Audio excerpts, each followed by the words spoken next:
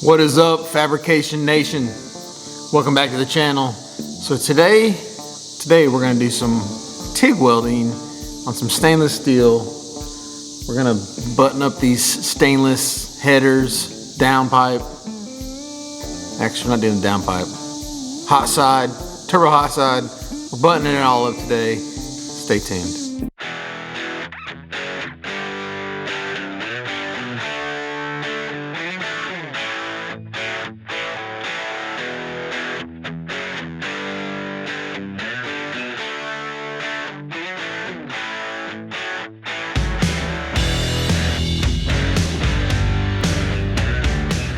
This episode of the Fab Forums is brought to you by Fab Clothing Company. Find all the latest Fab Forums merch at killfab.com. So this is where I'm currently at. I've got the entire hot side kind of mocked up, just making sure everything fits still. This is a different set of heads, and the block has been surfaced. So, you know, the dimensions slightly changed a little bit. Just want to make sure everything still fits together.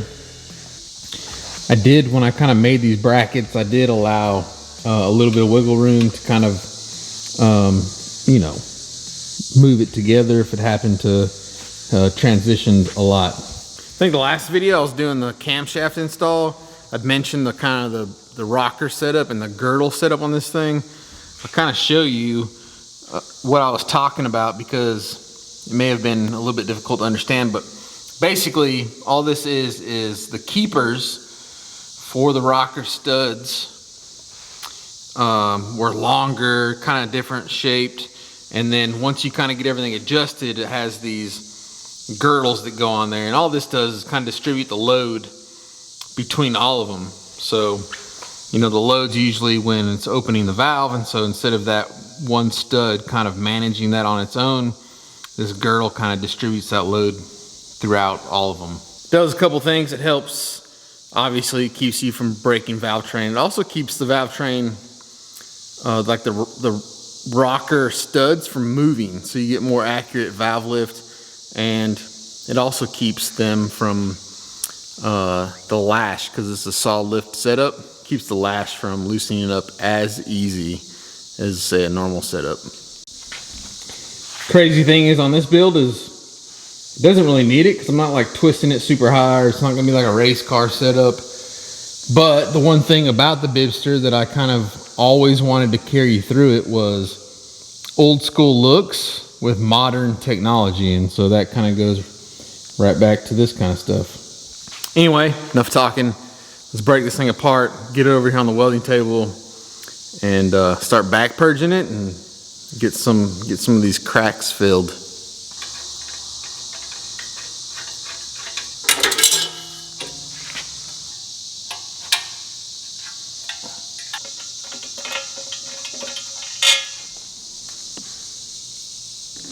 I did have some people ask why there was, well, I guess they thought it was a tack. Posted some pictures on Instagram. People were asking about the gauge. Basically, I was just checking the oil pressure on this thing. So I just made an extension that goes down to the oil pump, ran a drill, made sure that the entire oiling system was pre-filled and lubed. And I also wanted to make sure that I was getting oil all the way up top to the rocker arms. Sometimes you have oiling issues when you're running solid roller setups, or the lifters don't quite match or fit. So I wanted to make sure all that was good, but everything's good. Got oil everywhere and no issues. So that's why I got the oil pressure gauge on there. It was making like 70 pounds too, which is a little bit high, but all right. I think we're ready. Got some aluminum foil, just the cheap stuff. I like to get the thicker aluminum foil you can buy. We're going to use that to kind of cap all the ends. Extra tank of argon to back purge. Some steel brushes to kind of clean everything up. The murdered out ferric cup on the TIG torch with some 2% lanthanated. The old Fab version, a little acetone. I think that's all you need.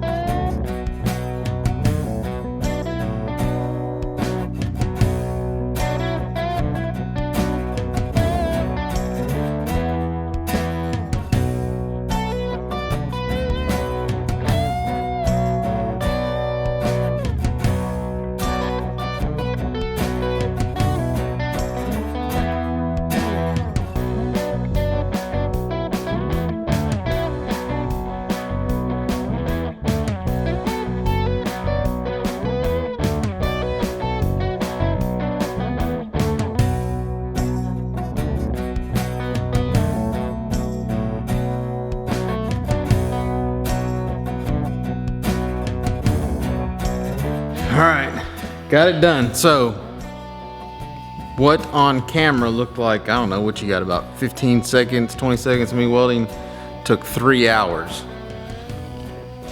Blobbed up plenty of tungsten.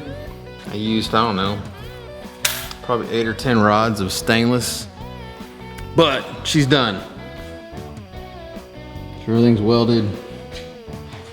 Still got some tinfoil I gotta take out, but I'm gonna let it sit, let them cool off a little bit.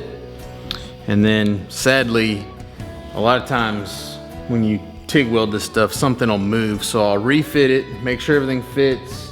If I don't need to make any adjustments, I'll clean it up, and we're gonna coat this with some high temp coating. All right, we're back. Everything's welded. Looks pretty good. I went ahead and fit it on the engine because a lot of times when you weld this stuff, it tends to move, and it did. It actually moved more than I had hoped, but I'm hoping that maybe some heat cycles will kind of fix it. And it's not so much that I can't put it back together. So in a perfect scenario, what you'd want to do is you'd want to put some bellows in here, some of those flex bellows. If you was building a combination for a car or something, that's what you want to do to keep from the aluminum cracking, and it makes it easier to kind of put back together. For this particular combo, because it's kind of out in the open, those bellows just don't look the best, and so I didn't want to run them. So I think we can get away with this though. So the idea now, I'm gonna clean these up, scuff them real good, and then I'm gonna Cerakote them. So this is the Glacier titanium. It's good to like 2,000 degrees. Cross your fingers, hope it works. Hope it looks good too. I kind of guessed on the color that I wanted, hoping, you know, I can kind of give it a little bit of flair. So I'm gonna clean these up, put a light coat on, and we'll see what they look like.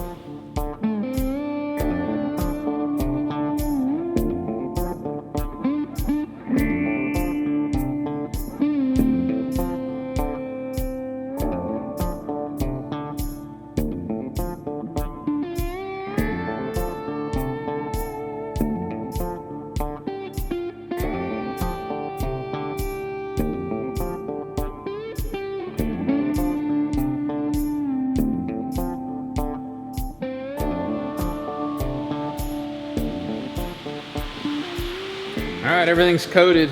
Pretty good coat. My gun kept kind of giving me fits, but hopefully that gets it. The thing that sucks too is it's raining outside. So I hope the humidity doesn't cause a problem. Anyway, this is the deal. I gotta get it done though, because not this Friday, but next Saturday, my bad. Not this Saturday, but next Saturday, I will be in Mooresville at Pitt. And I'm bringing this thing with me. So if you're anywhere near Mooresville, Charlotte area, North Carolina, come check it out. I'll have the motor back in, all the exhaust back on there, seats in. I'm gonna try to spruce it up the best I can for that event. It'll be on display. You can come check it out, come say hey, hang out, enjoy probably one of the last car shows, I guess, of this season. I don't know, I'm sure there's more, but it's getting to where it's gonna be cold soon. So anyway, there you go. Little welding, little coating. Cross my fingers it works. See you guys in the next episode. Go do work, son.